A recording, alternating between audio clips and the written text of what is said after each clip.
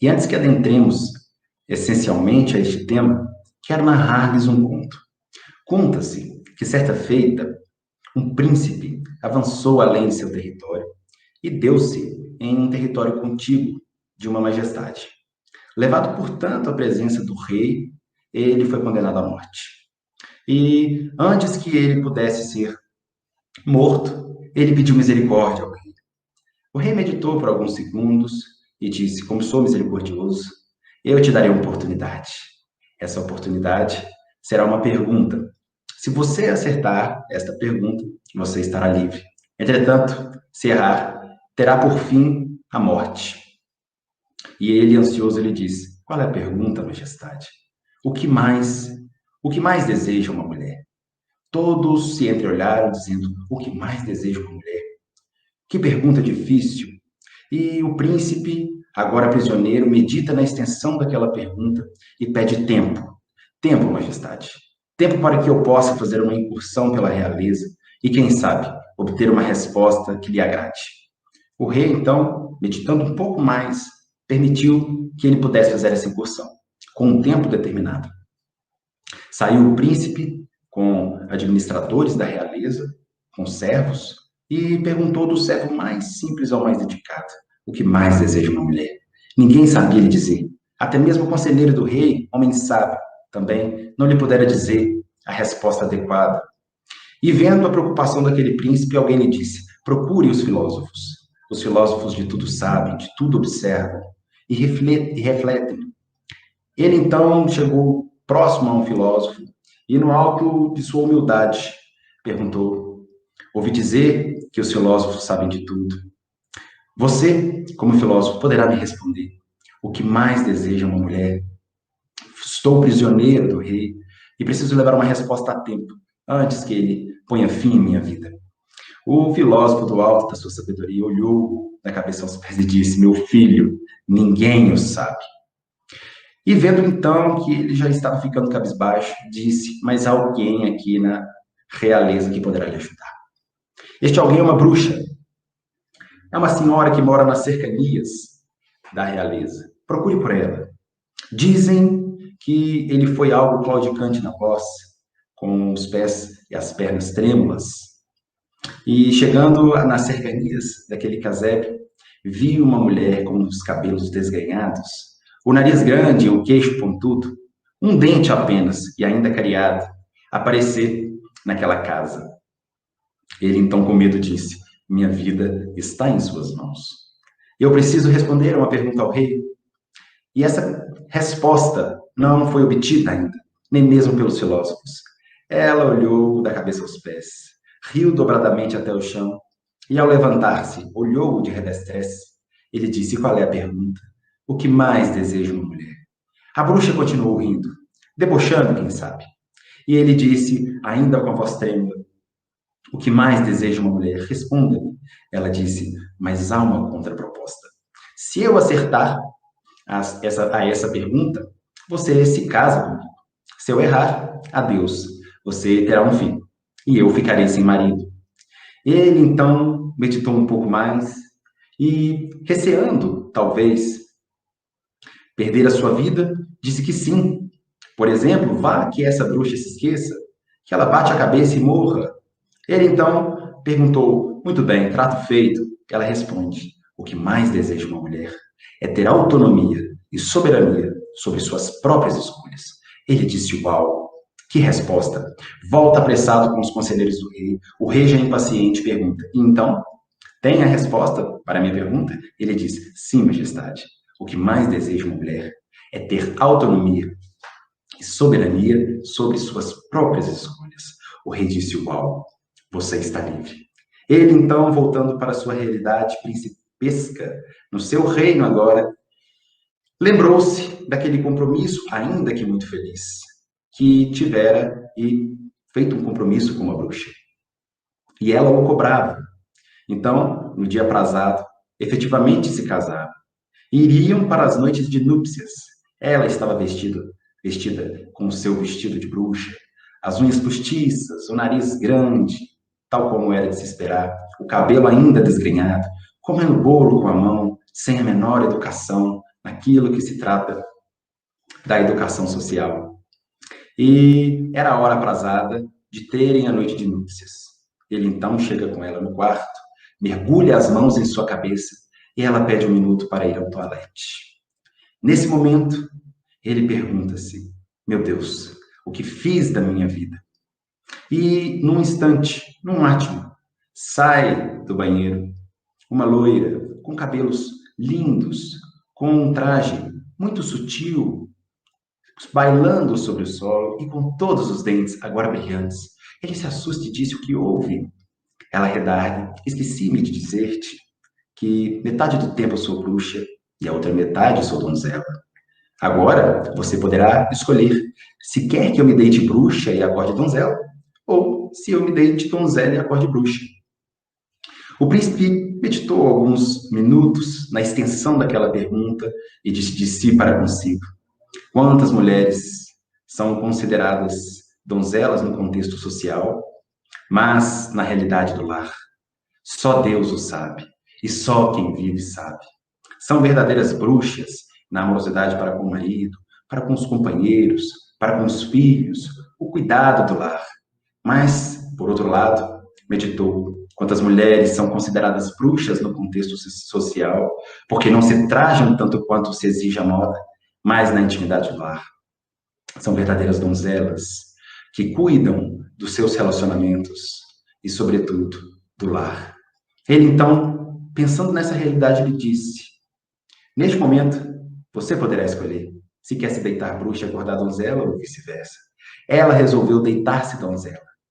Portanto, tiveram uma noite de núpcias linda, tão linda que acordaram meio-dia do dia seguinte. Ele abriu os olhos e tomou um susto. Ela ainda continuava donzela. E ela abriu os olhos tranquilamente e disse: olá. Ele disse: mas o que houve? Você ainda não se transformou em bruxa.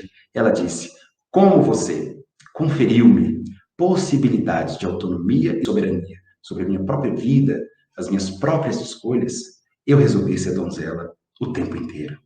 Meus amigos, esta é a metáfora do nosso processo de autoconhecimento, de libertação e de autolibertação. Nós necessitamos sair do ego de nossos sentimentos, do self de nossos sentimentos, e ir até as margens do nosso ego, onde ainda moram o orgulho, o egoísmo, as dúvidas, os caprichos, para que assim nós nos encontremos e justifiquemos por bases corretas as nossas ações. Isso dialoga, especialmente com a temática no tocante à influência dos espíritos em nossas vidas, porque muitos de nós utilizamos a influência espiritual para justificar as nossas posturas. E muitas vezes somos levados ao rei da vida, que nada mais são do que as leis divinas, e somos compelidos a enfrentar as verdades. Utilizamos por vezes os conhecimentos espíritas para justificar as nossas posturas e ações. Queremos por vezes adequar o espiritismo à nossa vida, ao invés de nos adequarmos ao evangelho redivivo, dito por todos os espíritos do plano espiritual, orientados pelo próprio Cristo. Este viés, na conhecida pergunta de O Livro dos Espíritos, 459, teremos Kardec perguntando aos benfeitores de luz se os espíritos influenciam em nossos pensamentos e em nossos atos. E eles redarguem dizendo, os benfeitores da luz, que muito mais do que nós imaginamos, que de ordinário, que frequentemente, até mesmo nos dirigem.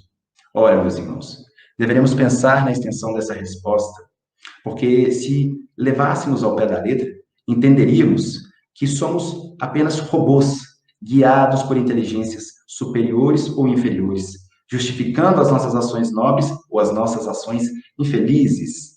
Neste viés, Kardec nos ensina, com orientação dos espíritos, que na realidade existe para nós, sim, uma influência na vida dos encarnados no que diz respeito aos espíritos do mundo espiritual. Mas nós somos portadores do livre-arbítrio. Quando nos foi conferido o livre-arbítrio, Deus permitiu que nós traçássemos o caminho que nos aprovesse, que nós escolhêssemos os caminhos que mais nos sentiríamos felizes. E mesmo que fossem caminhos contrários às leis divinas, assim, pelo profundo respeito que o Pai tem para conosco, Ele assim permitiria para que aprendêssemos cada vez mais a encontrar a sua lei. Neste viés, Kardec ainda pergunta, a pergunta 461, se é possível distinguir, portanto, os pensamentos que nos são próprios daqueles que são orientados, intuídos, que nos são assoprados aos ouvidos da alma. E os espíritos redarguem dizendo que sim, geralmente o primeiro pensamento nos pertence. E quando essa voz se nos chega, parece que algo nos foi dito. Mas Kardec ainda, talvez um pouco insatisfeito com a pergunta, novamente lança outra indagação, perguntando como distinguir se a pergunta, a resposta, a orientação, o alvitre, o conselho que se nos chega, provém de um espírito mau ou de um espírito bom. Ora, redarguem os espíritos, deveremos avaliar a qualidade dessa intuição, a qualidade dessas influências.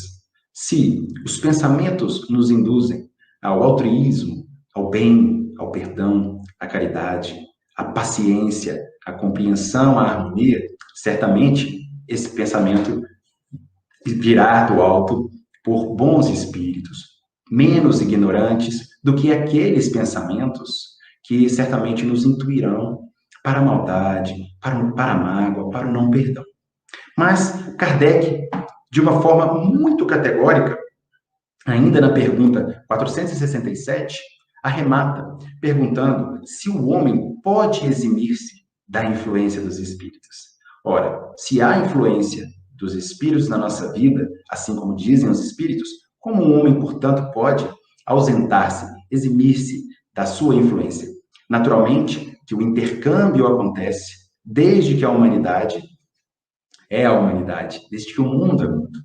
Esse intercâmbio entre o plano físico, espiritual e vice-versa ocorre na perspectiva do aprendizado mútuo e muitas vezes por ocorrências diversas no aprendizado daqueles que fazem esse intercâmbio. Mas como então eximir-se o homem da influência desses espíritos? Muito simples. Os espíritos só se apegam àqueles em que os desejos lhe chamam ou os pensamentos lhe atraem. Aqui temos a essência do nosso estudo. Porque quando pensamos em desejo, quando pensamos em pensamento, são duas vertentes que o nosso livre-arbítrio permite empenharmos na nossa jornada. E o desejo, assim como o pensamento, emitem ondas eletromagnéticas. Essas ondas têm frequências específicas. E tal como nos assevera a física, assim que uma determinada frequência encontra uma frequência de igual frequência, ou seja, aquelas frequências parecidas se somam e aumentam a amplitude da onda eletromagnética, potencializando aquele pensamento e aquele desejo. Ora, se eu emito um pensamento de paz, de amor, todas as vibrações de paz e de amor que vibram na mesma frequência se somarão ao meu pensamento e ampliarão, de forma que eu consiga irradiar toda a minha energia em benefício daqueles que querem gozar da paz. E certamente daqueles que também não querem, porque assim funciona o bem. De igual modo, quando nós vibramos cólera, ódio, quando nós vibramos desarmonia, essas mesmas frequências, essas frequências que também são emanadas, muitas vezes diferentes, elas irão se somar pelo fenômeno da ressonância e atingirão aqueles que também vibram na mesma frequência. Portanto, Kardec aqui arremata que a influência dos espíritos existe, mas nós, pelo nosso livre-arbítrio, pela qualidade dos nossos desejos e pensamentos, nós conseguimos começar a ter noção de como diferenciar um possível alvitre de uma possível orientação para más tendências. À medida em que nós educamos os nossos desejos, os nossos pensamentos, nós vamos conseguindo, portanto, ter realidades mais felizes ou infelizes. Então, meus amigos, nós vamos notar que esses pensamentos, sendo atrativos, conseguirão criar verdadeiros laços entre os encarnados e desencarnados. Notamos também que estes vínculos, a influência dos espíritos nas nossas vidas, nós estamos aqui nos considerando também como almas, porque somos espíritos encarnados. Aqueles que saem da matéria, despojam a matéria, eles se chamam espíritos, retomando igualmente grande parte do seu passado. Portanto, os espíritos encarnados são almas, e os espíritos sem a carne são espíritos. E se estamos falando de espíritos para almas, estamos falando também de espírito para espírito. Então, a influência, o intercâmbio de mentes acontece sim entre planos diferentes, mas também entre os mesmos planos.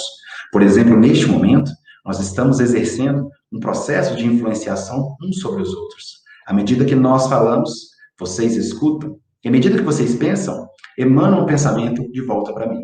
Por isso, sempre ao término de uma reunião, quando estamos verdadeiramente conectados, sentimos uma vibração poderosa nos enlaçar. Eis aí a influência dos espíritos.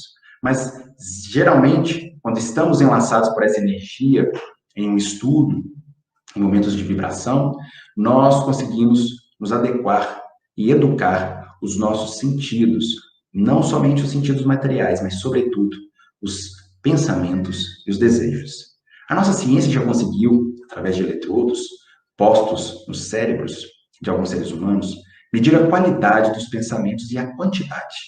E hoje, nós conseguimos chegar a um número alarmante. Dos cerca de 95 mil pensamentos que são emanados por dia por um ser humano, 92 mil são lixo mental.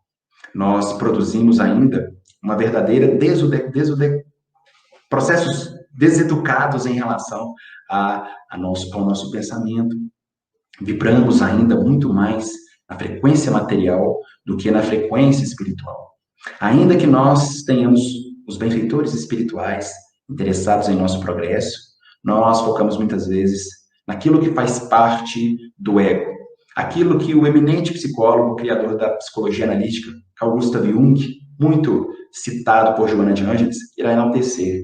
Nossa mente, basicamente, é composta por uma essência, que é o germe divino, que é o self, e circundada pelo ego.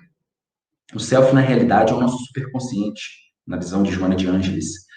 Ali está o germe da perfeição.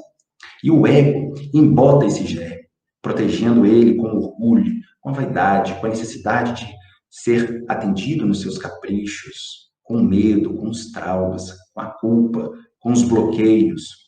Mas Jung não cria uma polaridade entre ambos. Diz que é o ego necessário para nós, porque nos permite viver o aqui e o agora, inclusive as emoções que são necessárias para o nosso processo evolutivo, as tentações. E o self vai se desprendendo aos poucos, à medida em que consegue domar o seu orgulho, o egoísmo que o embota. Dessa maneira, notaremos que existe um processo sincrônico do self para o ego. Assim como a assimilação é feita do externo para o interno. Tudo que nós emitimos na forma de pensamentos gerará uma repercussão externa. E tudo que se repercute externamente gera em nós uma repercussão interna. Suponhamos que estejamos no nosso lar, com o nosso companheiro, com a nossa companheira, e por algum motivo tenhamos tido alguma desavença. Essa desavença talvez silenciou ambos, mas a mente continua provocando. São os chamados duelos mentais que o Evangelho, felizmente, nos traz para conhecimento. Vivemos dando alfinetadas, vivemos dando punhaladas ao nosso companheiro, mas não o suporto. Mas que pessoa chata, mas que pessoa que não dialoga com a minha personalidade. E nisso nós criamos, com o nosso pensamento, pensamentos formas, ondas eletromagnéticas que destroem a paz e a harmonia do nosso lar. Portanto, Kardec se preocupa em enaltecer que, assim como os espíritos, os pensamentos são de suma importância para nos identificarmos naqueles locais nos quais estamos inseridos. E os nossos desejos, meus amigos, os nossos desejos são objeto de nossa atenção.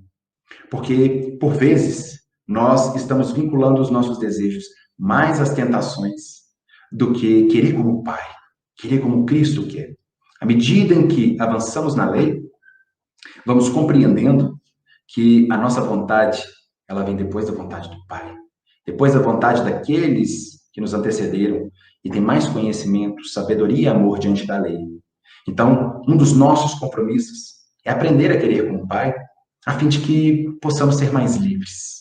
Quando nós pensamos no livre-arbítrio, a que Kardec se mencionava, nós, por nossa vez, pensamos que temos liberdade para tudo. Temos liberdade para compras, de ir e vir, assim como a nossa Constituição preconiza, temos o direito, muitos acham, até de matar os indivíduos ou tirar sua própria vida. Entretanto, meus amigos, à medida que vamos evoluindo nas leis, no seu conhecimento e desenvolvendo amor em nossos corações, nós notamos que a única liberdade efetiva é a liberdade para o amor. Quando nós aprendemos a amar, aí sim nós nos tornamos mais livres.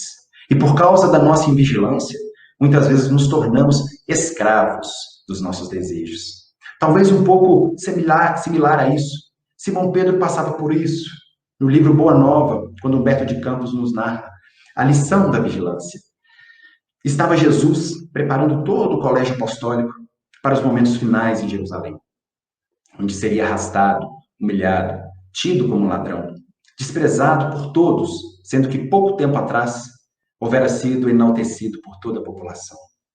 E criando talvez um clima de preocupação entre os apóstolos, Jesus preparou o ambiente de uma forma agradável, serena e sutil, perguntando a cada um quem poderia ser Jesus. O que dizem os homens ser Jesus? Alguns então diziam ser Jesus Elias, que regressara do cenário dos mundos depois de ter se elevado num carro flamejante. Outros diziam ser João Batista, ou diziam ser Jeremias. E Jesus então, não tão preocupado com aquilo que a sociedade achava, perguntou mais intimamente aos apóstolos: e vós? Quem achais que eu sou? E todos se entreolharam, mas Simão Pedro, parece que tocado por uma palavra divina, lhe disse: Senhor, tu és o Cristo, o Salvador, o Deus vivo. E Jesus, então, redarguindo a ele, diz: muito bem, Simão Pedro, bem-aventurado sejas tu, porque não foi a carne que te disseste, mas meu Pai que está no céu. E Simão Pedro, se sentindo quase que com um troféu em suas mãos pela resposta do mestre, fica feliz, envolvido e elevado naquela energia. Mas o mestre prossegue. Disseste muito bem, mas a realidade, meus amigos, é que conforme as Escrituras, eu vim para sofrer. Eu vim para, pelo exemplo, mostrar o amor de Deus. E nessa perspectiva, não poderia ser diferente. Se assim é a vontade do Pai, assim eu o farei. E Simão Pedro, então, diz a Jesus: Mestre, convém não exagerardes. Deus não seria tão injusto. Imediatamente Jesus lhe disse: Simão, energicamente, mas com a serenidade que lhe era peculiar: afasta de mim. Agora estás domado por um espírito maligno. A influência de um espírito maligno. Simão Pedro chora até as lágrimas quentes rolarem pelas suas faces. E no dia imediato, Jesus sai novamente para a pesca com aqueles corações de apóstolos. E Simão Pedro meditando na extensão daquela resposta. Quando Jesus lhe direcionou um olhar mais sutil, mais feliz, ele tomou coragem e lhe disse: Mestre, não compreendo. Não compreendo porque outrora acabaste de me enaltecer, dizendo que soubera sim que tu eras o Filho do Deus vivo. E em seguida disseste que eu estava domado por um espírito maligno, influenciado. E Simão Pedro continuou com a sua conversa, mas Jesus o interrompeu dizendo: Simão, é necessário que nós tenhamos vigilância. Esqueceste da nossa realidade, dos desejos materiais e, sobretudo, das exigências daqueles que mais amamos. Nós somos tentados o tempo inteiro e essa tentação deve ser por nós observada. Depois dessas reflexões, Simão Pedro foi para um canto e começou a meditar. Ora, que situação é essa? Não parecida, tão parecida com a nossa, que muitas vezes falamos sem termos noção do que estamos falando, sentimos sem termos a menor perspicácia para a origem daqueles sentimentos. E andamos com os nossos pés, guiamos a nossa mente, sem nos atentarmos, estamos muito mais ligados às nossas tentações, muitas vezes atribuídas às influências espirituais, do que mesmo nos nossos vínculos espirituais fortes, amorosos, que nos conduzem para a vida eterna. Meus amigos, dentro dessa perspectiva, não podemos deixar de falar sobre a tentação. A tentação constitui para nós algo que deve ser estudado sempre. Porque, exceto Cristo, todos nós passamos por tentações. Ora, e o que seriam essas tentações? As tentações nada mais seriam do que verdadeiras situações em que nós tropeçamos no passado e que agora servem para aferir, para que nós façamos a aferição de valores espirituais. Muitas vezes, nós que nos julgamos espíritas, cristãos, nós que nos julgamos cristãos espíritas, nós justificamos as nossas tentações. Como diria o Chico, a tentação é um cachorro grande e louco, correndo atrás de nós, e nós correndo deste cachorro, mas ansiosos para que ele nos pegue, nos morda. Essa é a realidade da nossa tentação. Nós ainda não aprendemos a lidar com as nossas dificuldades. E nós aqui não nos vinculamos efetivamente somente para aqueles processos contrários ao que a medicina preventiva aborda, como os excessos da alimentação, dos vícios de várias ordem, mas, sobretudo, pelas tentações espirituais, pelas tentações morais, as tentações do olhar, do pensamento, do sentimento. Por isso mesmo, nós vamos encontrar em Mateus 26, 41, capítulo 26, 41, orai e vigiai. Orai e vigiai para que não entreis em tentação. O espírito está pronto, mas a carne é e está fraca. Talvez possamos aqui nos vincularmos à ideia de Marcos, que adiciona a este versículo uma palavra importante. Nas suas viagens com seu tio Barnabé, ele estava talvez desatento para o trabalho de navegação, de levar a palavra de Jesus para os povos. E lá no livro Paulo e Estevão, Paulo diz a Barnabé da importância que Marcos trabalharia a favor da doutrina do Cristo. E já então, no seu evangelho, adiciona a palavra olhai. Olhai, vigiai e orai. Porque essas palavras estavam todas no sermão profético do Cristo. Quando ele estava dizendo, muitos dormiam. Então, a importância de vigiar, de olhar e de orar é para que estejamos despertos na realidade espiritual. Para que nós não nos entretamos com a transitoriedade da vida. Que, embora nós possamos apoiar em todos os prazeres terrenos e transitórios, nós muitas vezes nos distraímos. E essas distrações, muitas vezes, nos levam a caminhos dolorosos, mas essenciais para nos reencontrarmos com a nossa grandeza espiritual. Dizia-nos Jesus, o reino de Deus ainda não é deste mundo, mas está dentro de vós, que encontremos esta paz. A tentação, portanto, são todas essas circunstâncias em que a vida nos coloca para que possamos ter uma realidade de autoencontro. E nessa perspectiva, nós vamos encontrar ainda o benfeitor e apóstolo Tiago, na sua primeira epístola, em versículo 14, dizendo sobre a tentação. Ele irá dizer que bem-aventurado é o homem que sofre tentação, porque quando sofre tentação, quando é provado, receberá a coroa da vida, a qual Cristo tem preparado para aqueles que o aguardam. Ora, meus amigos, não tenhamos a pretensão de não termos tentação, por mais beatos e religiosos que sejamos. Todos nós passaremos por tentações, para que nós, aferindo os valores de desejos, de sacrifício, de pensamentos, nós consigamos discernir aquilo que nos pertence, sem culpabilizar a influência dos irmãos desencarnados, muitas vezes, na nossa vida. Inclusive, é um processo importante para a resolução de vários impasses, para testarmos os nossos valores espirituais, para nos adequarmos às leis divinas. Nas dificuldades, estamos em provação, sim, por vezes em resgates dolorosos, mas estamos sempre buscando a lei divina. E quando então Tiago nos coloca que bem-aventurados sejam aqueles que tenham e são provados pela tentação, ainda completa dizendo que essa tentação, após vencida, o indivíduo será coroado. Ora, que coroa não seria essa se não fosse nosso processo gradativo, evolutivo, recebido nos braços de Jesus? E nós vamos notar que Jesus, o rei dessa coroa, não o rei dos interesses mesquinhos materiais, nos aguarda ansioso para que possa nos coroar com o seu amor. E assim, passaremos a querer como ele. Já teremos domado as nossas emoções perniciosas e teremos consciência dos nossos desejos. Os nossos desejos se transformarão em vontades, que se coadunarão com as vontades do Pai, com as vontades do Cristo.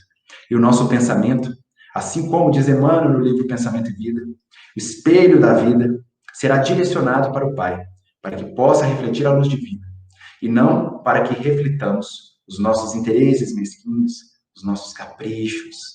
Nessa mesma perspectiva, Tiago ainda completa que cada um é tentado de acordo com a sua própria concupiscência. Cada um é tentado de acordo com os prazeres a que se entrega. Ora, basta que nós olhemos para o nosso redor, para o nosso lar, sobretudo para o nosso coração, e busquemos entender quais são as facilidades que nós buscamos, quais são as zonas de conforto em que nos encontramos, para que consigamos identificar tudo aquilo que nos incomoda.